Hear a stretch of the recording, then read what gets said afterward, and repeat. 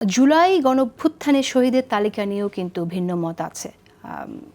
আপনি কি বলবেন? আপনারা একটা তালিকা করেছেন, সেটা আপনারা কি পেয়েছেন এবং কেন এই ভিন্নতা? আপনার মন্তব্য শুনতে চাই।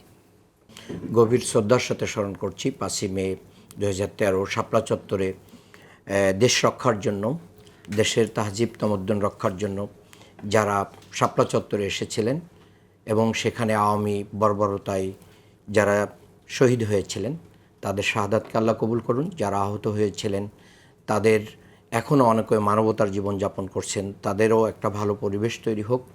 সেই দিন যারা দেশের জন্য ভূমিকা রেখেছিলেন তাদেরকে আমি গভীরভাবে শ্রদ্ধা জানাচ্ছি। আমি নিজেও ওই ঘটনার সাক্ষী। আপনারা জানেন যে আমাদের দলসহ বিএনপির নেত্রী বেগম খালেদা জিয়া ঢাকাবাসীকে নেমে আসতে বলেছিলেন। আমি নিজেও শাপলা চত্বরে এসেছিলাম এবং সেখানে জনগণের সাথে আমরা ছিলাম, খাবার, পানি, চিকিৎসা, বিভিন্ন বিষয় নিয়ে। আমি নিজে ওই দিনের একটা সাক্ষী। যখন ফকিরাপুলের সাইড থেকে একের পর এক মানে বুলেট এবং হামলা, সাউন্ড বোমা থেকে শুরু করে নিয়ে বিভিন্ন আক্রমণ হচ্ছিল, তখন পঙ্গপালের মতন মানুষ ছুটে যাচ্ছিল। হাজার হাজার মানুষ সেদিন ইত্তেফাকের ওই সাইড থেকে একবারেই মানে সায়দাবাদের ওই দিক দিয়ে বহু মানুষ বের হয়েছে। অন্য দিক দিয়ে বের হওয়ার পরিবেশ ছিল না, মতিঝিলের পাশ দিয়ে বের হয়েছে।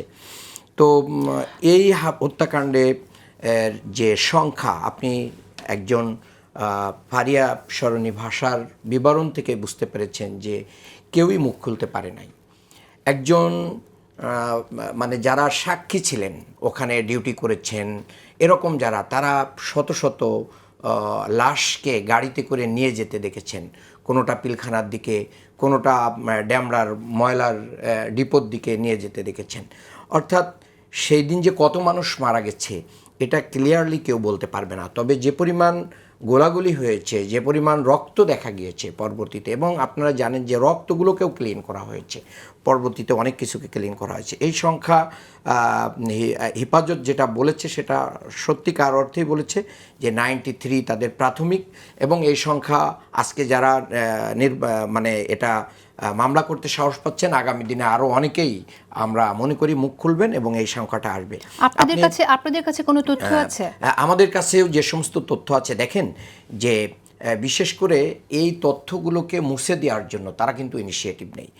দিগন্ত টেলিভিশনের ক্যামেরা, 21 টিভির ক্যামেরা, এগুলোকে ভেঙে ফেলা হয়, যারা লাইভ দেখাচ্ছিল সেগুলো এবং যারা ওদের ওখানে ছিল, এবং এটাকে কেন্দ্র করে তো টেলিভিশন চ্যানেল পর্যন্ত বন্ধ করে দেওয়া হয়েছে। কেন এগুলো করা হয়েছে?